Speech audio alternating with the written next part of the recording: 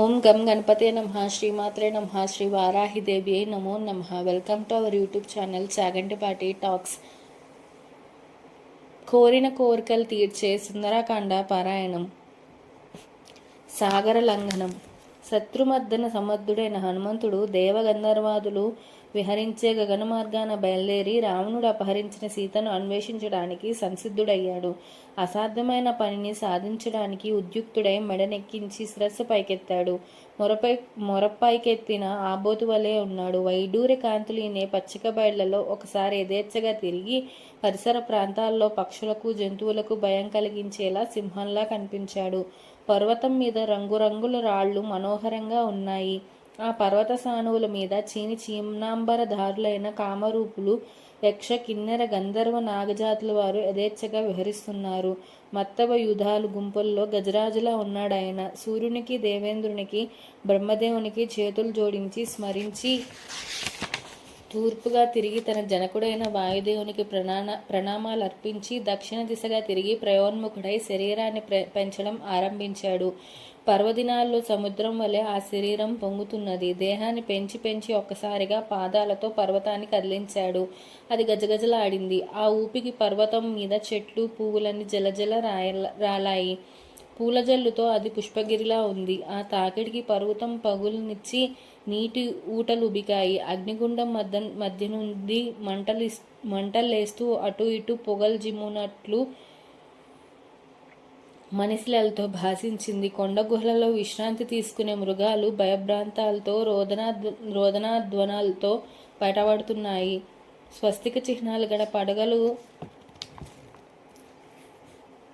విప్పి కకోల విషయం కక్కుతూ మహాసర్పాలు వాటి కూరలతో బండశిలలను కరవగా మంటలు రేగి రాళ్ళు పొడిపొడి అయిపోయాయి. సర్ప విషాన్ని హరించే ఔషధ గుణాలున్న మొక్కలు మంటలు రేగడం వల్ల మాడిపోయాయి. ప్రశాంతంగా ప్రేయసీ జనంతో విహరించే విద్యాధురులు ఈ ధ్వనికి ప్రకంపనాలకు జంకి ఎలా ఉన్నవారు అలానే గగన వీధికి ఎగిరిపోయారు. వారు పానం చేసిన సువర్ణ పాత్రలను, బంగారు కుండలను, రత్నపు పిడుల కరవాలాలను, వివిధ మాంసాహారాలను ఎక్కడవక్కడ విడిచి ఎర్రబడిన కన్నులతో ఆకాశ మార్గాన చేరి తమ ప్రియుల భుజసీమను పట్టుకు నిలబడ్డారు. వారికి కొంచెం బాగాన ఉన్న సిద్ధులు, మహర్షులు ఆ దృశ్యాన్ని చూసి ఓహో, పర్వత సమదేహుడైన హనుమంతుడు రామకార్యార్థి అయి భీకర మకరాలయమైన సముద్రం దాటడానికి సంకల్పించాడనుకున్నారు. ఆ మాటలు విని విద్యాధరులు కన్నులు విప్పారించి హనుమంతుని చూశారు. మహాపర్వతంలా గోచరించాడు హనుమంతుడు. ఒకసారి తన దేహాన్ని ఊగిసలాడించంగా రోమరోమం కదిలింది. ఒక సింహనాదం చేశాడు. కారుమేఘం ఉరిమినట్లుంది. తన సుదీర్ఘ వాలాన్ని మరింత పొడిగించాడు. నేలకు ఆని కూర్చున్నాడు. చేతులు ముడిచాడు. కంఠం ఉగ్గబట్టాడు. బలపరాక్రమ సామర్థ్యాలను కేంద్రీకరించాడు. ప్రాణాన్ని హృదయంలో బంధించాడు. ఆకాశంలోకి చూపు పోనిచ్చాడు. చేతులు ముకులించాడు. పాదాలను త్రొక్కిపెట్టాడు. లేవబోతూ స్నేహితుల వైపు తిరిగి వాయువేగంతో సాగే రామబాణంలా లంకానగరానికి వెడతాను. అక్కడ సీతాదేవి కనిపించకపోతే దేవలోకానికి వెడతాను.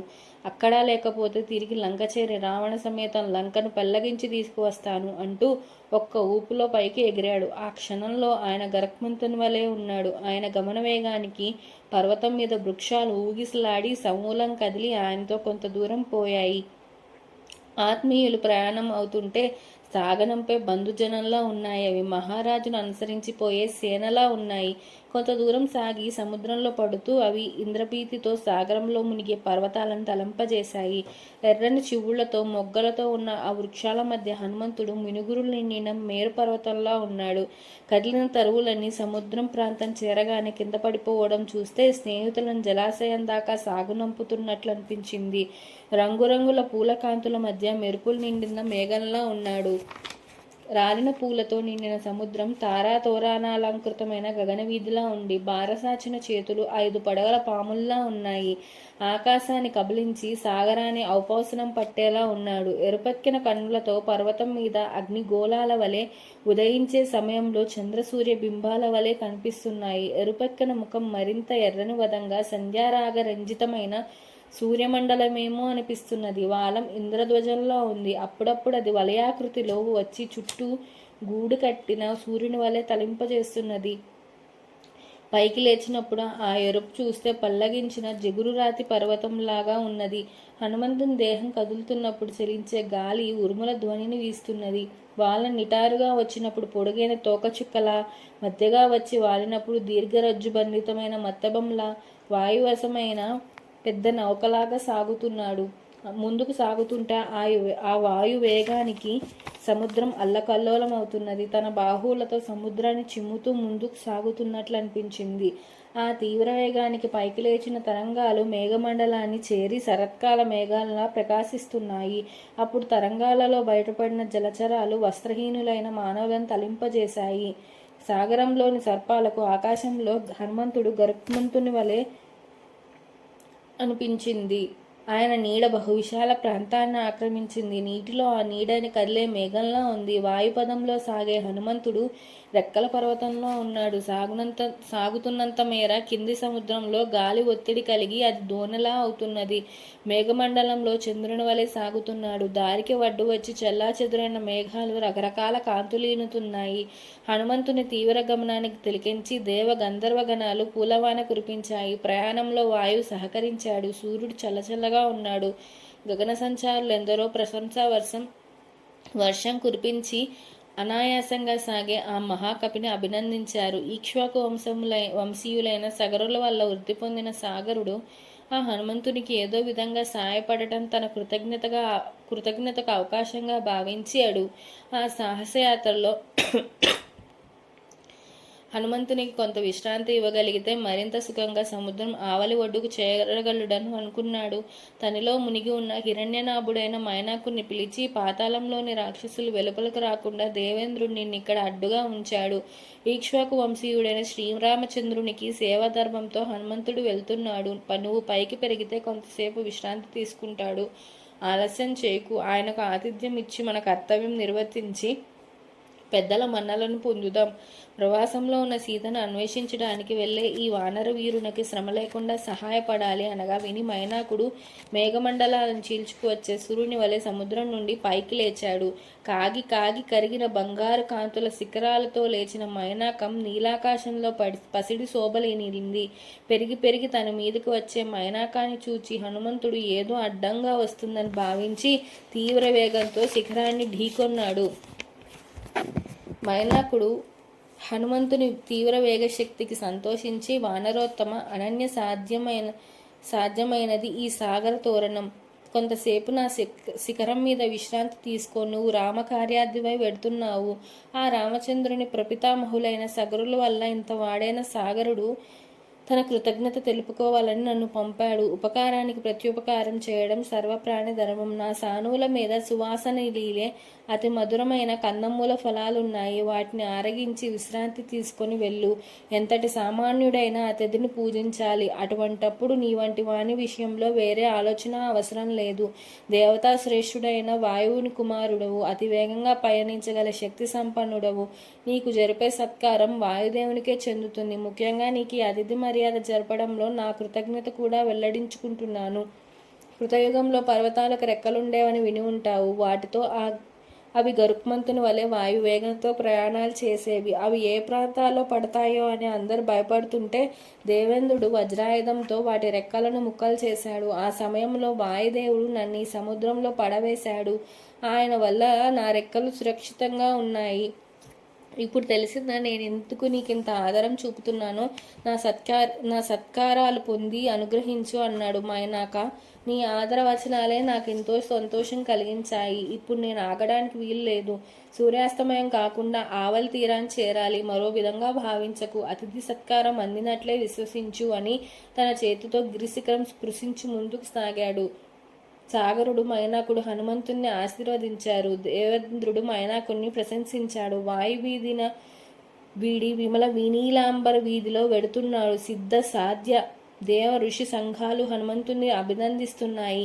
ఆ సమయంలో వారు నాగమాత సురసను పిలిచి ఈ హనుమంతుడు సాహస పరాక్రమేపేతుడో దీశక్తి ఉన్నదో లేదో పరీక్షించాలి అనగా ఆమె భయంకర రాక్షసాకారంతో హనుమంతునికి అడ్డుగా పోయింది. మా ప్రభువులు నిన్ను నాకు భోజనంగా ఇచ్చారు. నువ్వు మర్యాదగా నా వదన గహ్వారంలోకి ప్రవేశించు, హాయిగా అరగిస్తాను అంది. అప్పుడు ఆయన దశరథనందడునైన రాముడు భార్య సీతతో తమ్ముడు లక్ష్మణునితో వనవాసానికి వచ్చాడు. అక్కడ సాధుజన రక్షణ కార్యనిమగ్నుడై కాగా రాక్షసులు వారి మీద ద్వేషం కలిగింది. అంతలో వారి ప్రభువు రావణుడు దొంగచాటుగా సీతాదేవిని అపహరించుకుపోయాడు. ఇప్పుడు నేను సీతాన్వేషణకు వెడుతున్నాను, ఆ పని పూర్తిగానే వస్తాను, నన్ను నమ్ము అన్నాడు. మాటలు కట్టిపెట్టు, ఈ భువన భవనంలో నన్ను పోగల వాళ్ళు లేకుండా వరమిచ్చారు దేవతలు నాకు అంది. హనుమంతుడు సరే, నా శరీరం పట్టేంత విశాలంగా నోరు తెరుస్తావా అంటూ దేహాన్ని పెంచుతున్నాడు. సురస తన వదన గహ్వారం విశాలం చేస్తున్నది. ఆయన ఇంత ఇంత పెరిగితే అంతకు రెట్టింపు నోరు పెంచుతున్నది. అలా పెరిగి పెరిగి ఒక్క లిప్తలో అంగుష్ట మాత్ర దేహుడై మరొక లిప్త వ్యవధిలో ఆమె ఉదరంలోకి పోయి పైకి వచ్చి, ఓ దాక్షాయని, నాకు సెలవా అన్నాడు. సురస, నాయన సంతోషం, సుఖంగా కార్యసాధన చేసి రామచంద్రునికి సంతోషం కలిగించు. గరుక్మంతుని వలె సాగుతున్నాడు హనుమంతుడు. సింహ సార్థుల పక్షి సర్పవాహనాల మీద విహారయాత్ర చేసే విద్యాధరాది గణాలన్నీ సంతోషిస్తున్నాయి. చంద్ర సూర్య సంచారయోగ్యమైన మంగళ పదంలో వెడుతున్నాడు. సాగుడు తాగుతూ ఉండగా హనుమంతుని గమనం ఆకస్మికంగా ఆగిపోయింది. ఏమిటా అని కిందకు చూశాడు. సముద్రంలో ఛాయాగ్రహిణి సింహిక కనిపించింది. అది సముద్రంలో నుండి నోరు తెరిచి పైకి లేవడం చూశాడు. సీతాన్వేషణకు బయలుదేరినప్పుడు సుగ్రీవుడు చెప్పాడు, దక్షిణ సముద్రం మీద వెళ్ళేటప్పుడు జాగ్రత్తగా ఉండాలి. అందులో ఒక రాక్షసి ఉంది. తన మీద పడిన నీడ ఆధారంగా ఆ ప్రాణిని కిందకు లాగుతుంది అని. అది గుర్తుకు రాగానే తన శరీరాన్ని వర్షాకాల మేఘం వల్ల విశాలంగా పెంచాడు. సింహక తన నోరు మరింత విశాలం చేసి లాగుతున్నది. తెరిచిన వదనంలోంచి దాని మర్మస్థానాలు చూస్తూనే కిందకి దిగుతూ శరీరాన్ని సంకోచింపచేసి దాని వదనంలో నుండి ఉదరంలోకి పోయి వాడిగోలతో మర్మస్థానాన్ని చీల్చి ఒక్క ఊపిలో గగన వీధికి చేరాడు. సింహిక సముద్రం మీద తేలిపోయింది చచ్చిపడి. సిద్ధ సాధ్య విద్యాధర గంధర్వ గణాలు హనుమంతుని ధీశక్తిని ధీరత్వాన్ని అభినందించాయి. సాగి సాగి సముద్రం ఆవలి ఒడ్డుకు చేరాడు. అక్కడ వనాలు సముద్రంలో ప్రవేశించి నదీ ముఖద్వారాలు చూశాడు. నేను ఇంత విశాల దేహంతో ఉంటే రాక్షసులందరూ నన్ను చూడాలనే కాంక్షతో రావచ్చు, అది కార్యభంగ హేతు అవుతుంది అనుకుంటూ శరీరాన్ని బాగా కుంచాడు. బలచక్రవర్తిని వంచడానికి త్రివిక్ర రూపం ధరించిన మహావిష్ణు వలె పెరిగిన హనుమంతుడు వామనాకృతి ధరించాడు. ఆ కొండ మీద విహరిస్తూ లంకా నగరాన్ని చూశాడు. ఆ నగరం అమరావతిలా ఉంది. మొదటి రోజు పారాయణం సంపూర్ణం. Please subscribe our channel. జై శ్రీరామ్. Thank you.